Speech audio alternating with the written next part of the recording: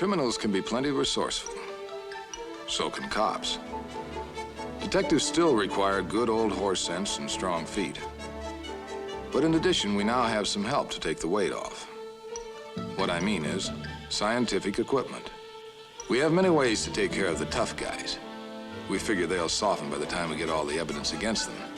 With fingerprinting,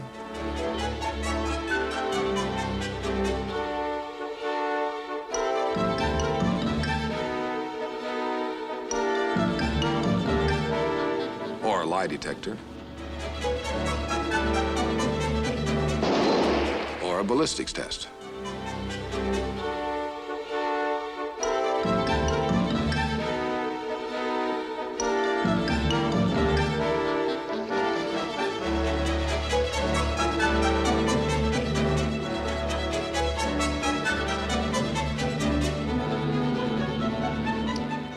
Yes, they match.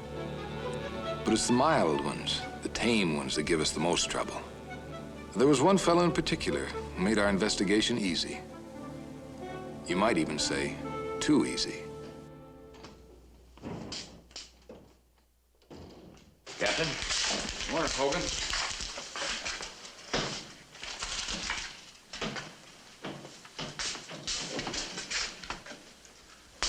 How do you like that? What happened, Captain? Just now I got a look at this memo that came in last week. One of the names of all the new parolees in the vicinity. It's got Milton Potter listed. Well, who's Milton Potter? Didn't I ever tell you about him? No, I don't think you did. Take a look at the 47 file. You'll find him under embezzlement.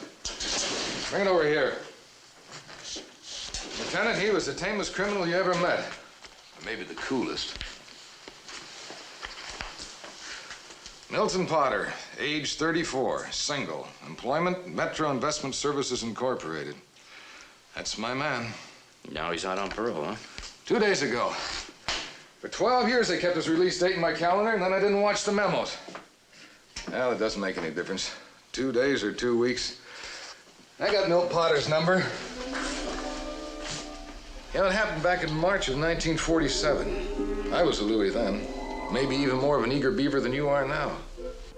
Milton Potter had worked for Metro Investments since he got out of college, a total of 13 years. And he was still making only $60 a week. He had no family and few friends. He was quiet, courteous, commonplace, and careful. Nobody could tell you anecdotes about Potter. Nobody could even describe him very well. We found that out. He went about his duties without ever complaining or revealing the intention that must have been burning inside him for years. Then it happened. One day, Potter didn't report for work. Nobody cared very much. In fact, nobody seemed to notice it. When he didn't show up the next day, somebody thought it might be a good idea to call his home and see if he'd broken a leg or something.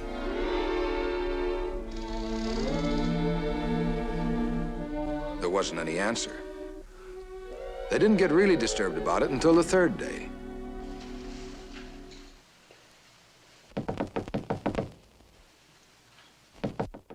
Come in.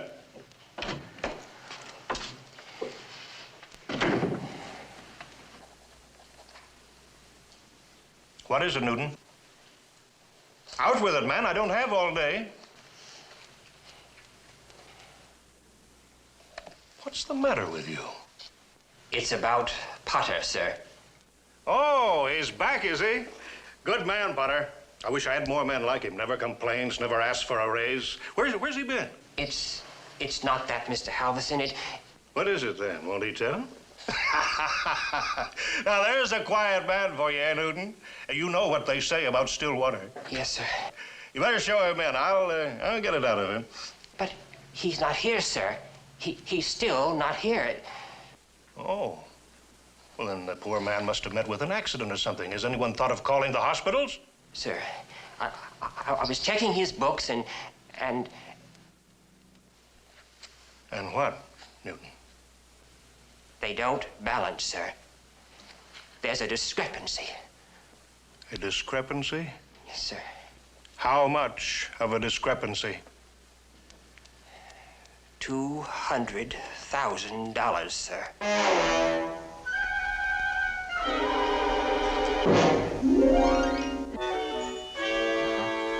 Of course, sir. I'll have a man there right away. Fisher! Yes, Captain? I want you to hot-foot it down to Metro Investments. They're on 3rd Street. I know where it is. Seems that one of their bookkeepers, a man named Milton Potter, absconded with 200 grand. 200,000? That's what I said. The man to see is Halverson. J.B. Halverson, a vice president. Right.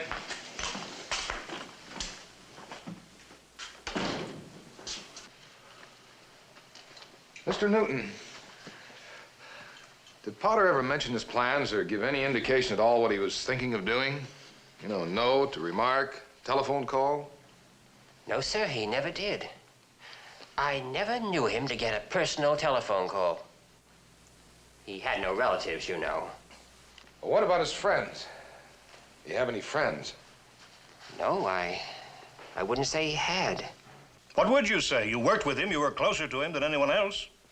Well, if he had any friends, sir, I didn't know about them. This is incredible. He worked here for 13 years, and you don't know if he had any friends. What do you do, Newton? Live in a vacuum? No, sir.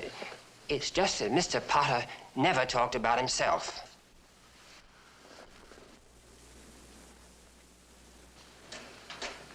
Well, do you remember anything unusual about him? No, Well, anything at all? nothing. You know, nobody could even remember what color eyes he had. I know. Oh, he did his work well, but he always did that. And he read a lot. I could say that about him. What do you read? Travel books, mostly. That figures. All right, you can go. If I need to talk to you again, I'll let you know. Yes, sir.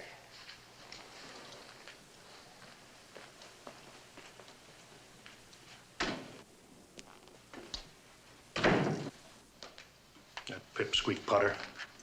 I knew the day I hired him there was something phony about him. Why do you say that? Too quiet, too good. All the time he's scheming to rob the company. And now it comes out. A crafty, clever man, Potter. He's probably in Afghanistan by this time. Oh, if he has traveling in mind, Mr. Halverson, he hasn't left yet. His clothes and luggage are still in his room.